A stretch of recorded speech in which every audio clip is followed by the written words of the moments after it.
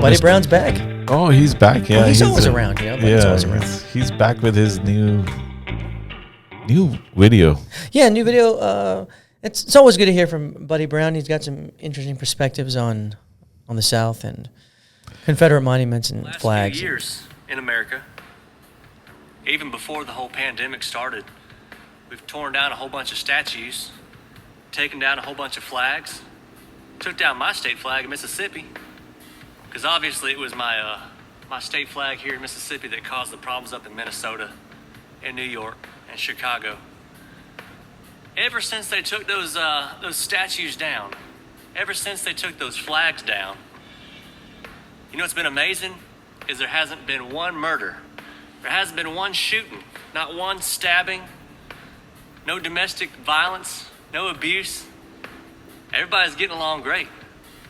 Matter of fact, the real reason they're trying to defund the police is because there's no crime. In this new video, he's talking about how things have changed since they have taken all these statues and flags down. You know, Right. There's not a single murder or rape or people have been robbing. Yeah, well, these all people, just being normal now. Yeah, people are just being pure, right? Yeah. Pure and then sinless. Maybe he says that word. Yeah.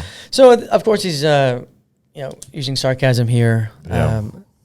The idea being that even after we take down the statues and the flags, there's still violence. So then the whole mission was futile, right? Yeah. So of course he's oversimplifying what's actually happening. So that flag and those monuments, they represent centuries of oppression of a certain people in this country.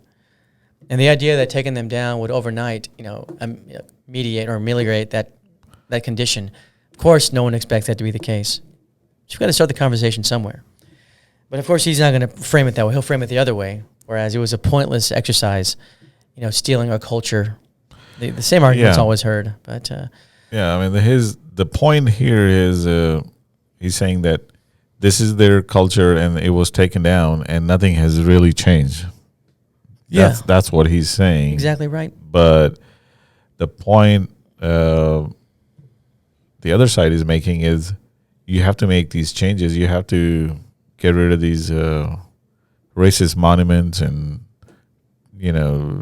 Dixie flag. Because of what they represent. Yeah.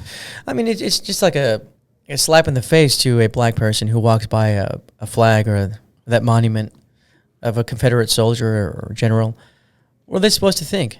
It didn't represent them, clearly. It represented their oppression. So the idea that you're going to keep those up and it's not going to cause any harm to, it's only about heritage or culture. Well, yeah, it is about culture. The worst parts of it.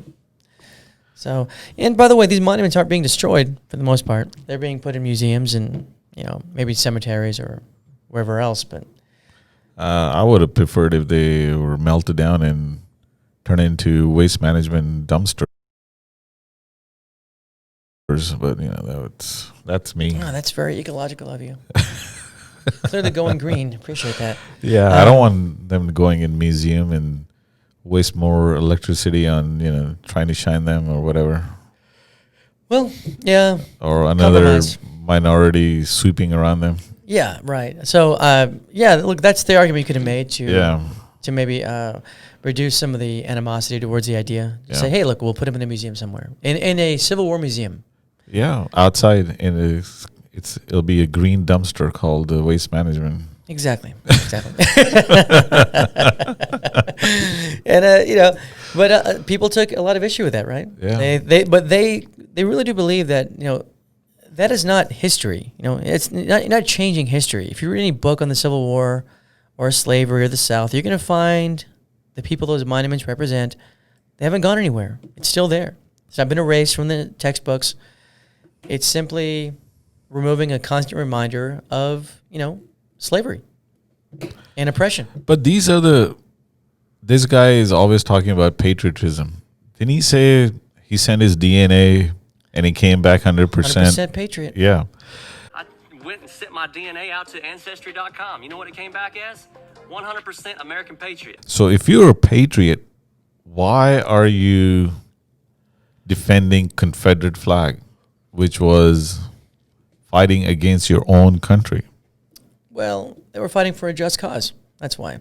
What was the cause? Well, we'll call it states' rights. To own people? To own people, abuse people, treat them like, property. Of course. Listen, in their view, the United States was acting because they didn't uphold the Fugitive Slave Act, that they were breaking the law, and so they had to secede and they had to form their own country because they were being persecuted by not having their slaves returned. It happens. Well, they needed them to work, right? Right. Make them money. I mean, look, this would be the same party today that would talk about, we don't want a minimum wage. Right? We don't need to have a living wage. Well, that's why, because they're used to having no wage. So they want to get back. When they say take our country back, it means take it back to that with no wages for certain people. I can only imagine that. I don't know what's going on in their heads, but these arguments are a little strange. They're strained and they're lazy. Yeah, I mean they're kind of short on thinking too. Yeah, it's not. I don't know. It's not that surprising. These arguments are never that well thought out. Well, to be fair, Mr. Buddy Brown, if you're listening, you're welcome. Yeah, come on the and show. talk on our show anytime. You can call us or let us know. We can do a podcast whenever you want. Sure. Do a Zoom meeting. Zoom meeting. However you want to do it. We'll have a conversation about all these issues. We like to have you on our podcast because you have some interesting ideas we like to explore. Sounds like a plan. Certainly on board. I'm sure we'll get a call from him. We will. Yeah. He's probably waiting for the invitation. Yeah, I think so. He's too polite to ask. That's what it was. Yeah. Yeah, you don't want to ask these things. Be invited on. Anyway, back to politics.